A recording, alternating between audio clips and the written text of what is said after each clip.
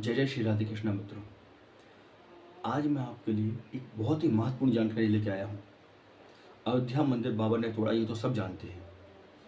और शिव भव्य रामलला विराजमान हुए अयोध्या में, ये भी सब जानते हैं। परंतु जो मंदिर उसने तोड़ा था बाबर ने, वो मंदिर किसने बनवाया था? उस मंदिर के अंदर भगवान श्री राम का जो विग्रह था वह कहाँ गया? बहुत लोगों को जानकारी इसके विषय में नहीं है। तकरीबन 50-60% लोगों को तो नहीं होगी, लेकिन झांसी के लोगों को और आसपास के लोगों को ओरछा के बारे में पता है। तो यह कथा शुरू करने से पहले हमें चलना होगा ओरछा। जो लोग ये वीडियो देख रहे हैं, पता नहीं भारत में कहाँ कहाँ देखेंगे, तो उन्हें मैं बता दूं, मध्य प्रदेश में एक जगह है ओरछा, जो झांसी से 18 किलोमीटर दूर है। ओरछा का महत्व और अयोध्या का महत्व एक है। आप ओरछा को कम मत समझना। ओरछा का महत्व अयोध्या बराबर ही है। तो मैं आपको ले चलता हूँ पहले ओरछा। ओरछा में अकबर के समय, जब महाराज तुलसीदास महाराज भी थे, उस समय महाराज राज करते थे मधुकर शाह, और उनकी धर्मपत्नी थी श्री कुंवर गणेश। दोनों में एक बात छोटी सी बहस हो गई कि राजा थे श्री कृष्ण भक्त और रानी थी भगवान श्री राम की भक्त। राजा कहने लगे कृष्ण बड़े, रानी कहने लगी राम बड़े।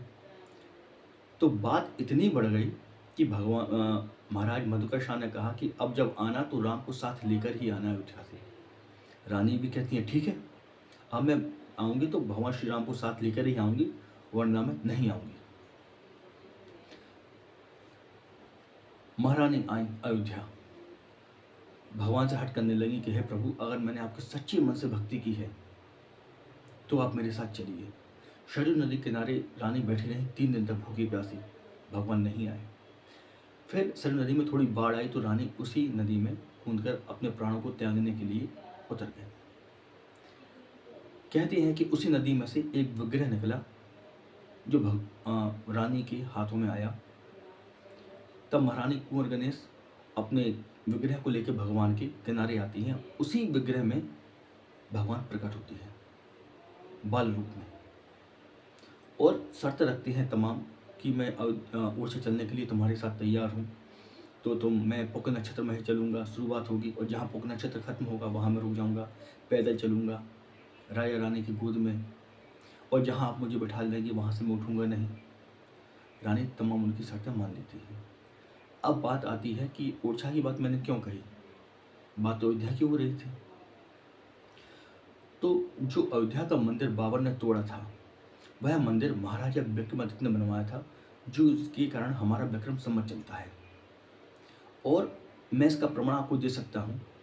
और जो महाराज विक्रमादित्य ने भगवान श्री राम का विग्रह था मंदिर के अंदर, प्राण प्रतिष्ठा की थी, वह विग्रह आज ओरछा के मंदिर में रखा हुआ है।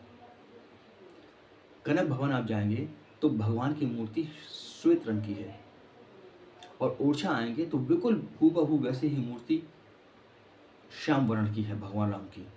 दोनों विग्रह एक से हैं। तो वही कनक भवन का विग्रह देखकर महाराज विक्रमादित्य ने वही वैसे श्वेत वर्ण में विग्रह बनवाया था भगवान श्री रामचंद्र का, जो कि अयोध्या में स्थापित किया गया था। जब वह उसने मंदिर तोड़ा बाबर के सेनापति ने, तो कुछ लोग ये कहते हैं कि ब्राह्मण देव ने वह विग्रह नदी में प्रवाहित कर दिया था। कुछ लोग कहते हैं कि वह विग्रह अपने आप गायब हो गया था। जब रानी के हाथ में यह विग्रह आया तो बहुत लोगों ने वह विग्रह देखा हुआ था। अयोध्या में भीड़ लग गई, बोले नहीं, हम नहीं ले जाने देंगे हमारे प्रभु श्री राम को। ये तो वही विग्रह है जो निज मंदिर में रखा हुआ था, जिसको तोड़ा था बाबा ने तोड़ा है था। बहुत विवाद बढ़ गया। तो तुलसीदास महाराज उस समय थे और वह अयोध्या में ही थे आए।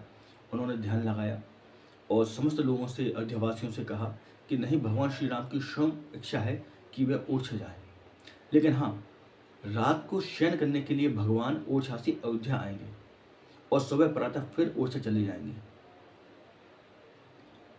इसीलिए ओरछा में आरती के बाद भगवान की विदाई की जाती है, भगवान अयोध्या आते हैं और सुबह भगवान पुनः अयोध्या से फिर ओरछा वापस आते हैं।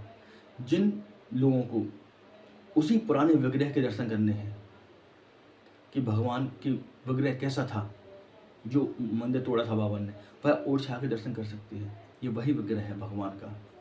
इसी में से भगवान प्रकट हुए ओरछा में उन्होंने बहुत बाल लीलाएँ की, ओरछा के लोग जानते हैं, बहुत लोग जानते हैं और आज भी भगवान लीला करते हैं। तो जिन लोगों को अगर ओरछा आना है, तो वह झांसी आएँ। झांसी से 18 किलोमीटर की दूरी पर ओरछा स्थित है। ओरछा में तमाम होटल हैं, छोटे-मोटे लॉज वगैरह भी हैं और ये मत समझें कि अयोध्या से थोड़ा भी कम है ओरछा, बराबर दोनों हैं। जो आना चाहें वह आएँ और टूरिज़्म प्लेस में भी ओरछा का नाम है। तो मैंने ये आपको जानकारी दी, यह जानकारी आप और लोगों को भी पहुँचाएँ।